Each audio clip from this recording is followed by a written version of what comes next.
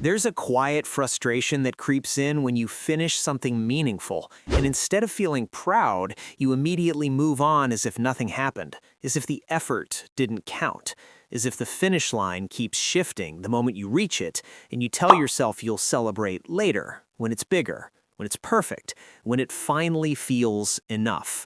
But somehow that moment never arrives.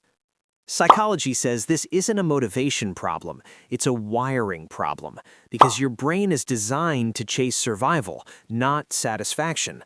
So the moment you make progress, it quickly asks, what's next? What's missing? What could go wrong? And that's why even real wins can feel strangely empty. Your brain runs on something called negativity bias, which means it naturally gives more attention to problems than progress, because historically that kept humans alive. So when you complete a task, improve a habit, or take a small step forward, your brain doesn't pause to celebrate. It scans for the next threat or goal, and the win fades before it reaches your emotions, and you're left wondering why effort doesn't feel rewarding.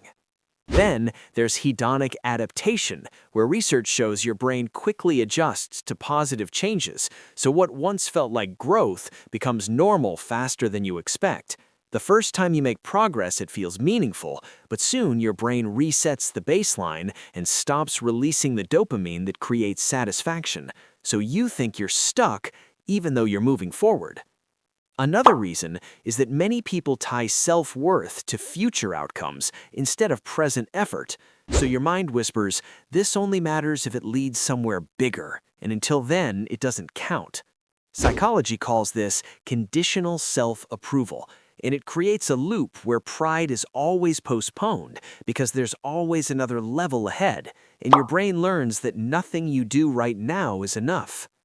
Comparison makes it worse, because the moment you look at someone else's highlight reel, your progress shrinks.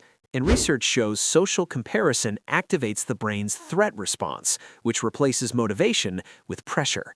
So instead of feeling proud, you feel behind, even when you're doing well.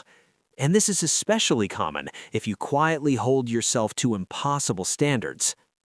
For some people, celebrating also feels unsafe on a nervous system level, especially if success once brought pressure, criticism, or higher expectations, so staying neutral feels protective.